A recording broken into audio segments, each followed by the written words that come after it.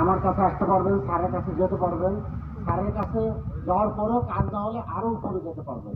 তো আমি আপনাদেরকে অনুরোধ করব যে আপনারা আমাদেরকে সঠিক চেষ্টা করবো এবং আপনাদের নামও দিয়েছি আমরা বিভিন্ন সময়ে।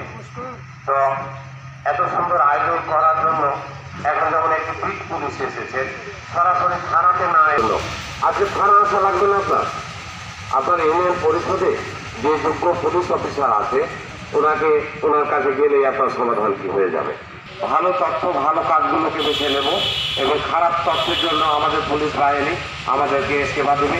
আমরা পুলিশ বাহিনীকে সহযোগিতা করব, সার্বিক সহযোগিতা করব। কামনায় আমি আমার সংক্ষিপ্ত বক্তব্য শেষ করছি। জয় বাংলা, জয় বঙ্গবন্ধু। আসসালামু আলাইকুম।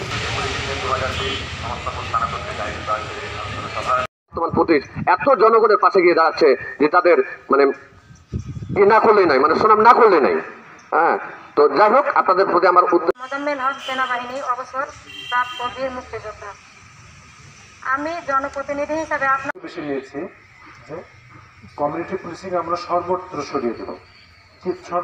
মানে সব জায়গায় ছড়াতে হলে কিভাবে ছড়াবো আমরা, এই জন্য পিছনে স্যার রহিম করিম এরা প্রত্যেকদিন বসে বসে গাঁজা খায়, আবার গাঁজা বিক্রিও করে।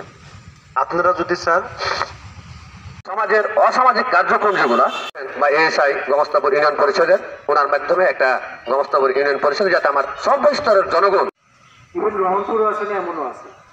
এখন তার যদি একটা সমস্যা হয়, তার স্বামী যদি তাকে মারে বা সে যদি কোনোভাবে অত্যাচার নির্যাতনের মানে শিকার হয়, স্যারের বক্তব্যের মাধ্যমে আপনারা বুঝে গেছেন যে আমাদের উদ্দেশ্য কি। আমরা চাই যে আপনাদের সহযোগিতায় আমরা গোমস্তাপুর থানার পক্ষ থেকে শুভেচ্ছা অভিনন্দন জানাচ্ছি। আমরা আর বেশি কিছু বলতে চাই না। আমি শুধু সবাইকে আবারও ধন্যবাদ জানিয়ে আজকের অনুষ্ঠানের সমাপ্তি ঘোষণা করছি। ধন্যবাদ সবাই।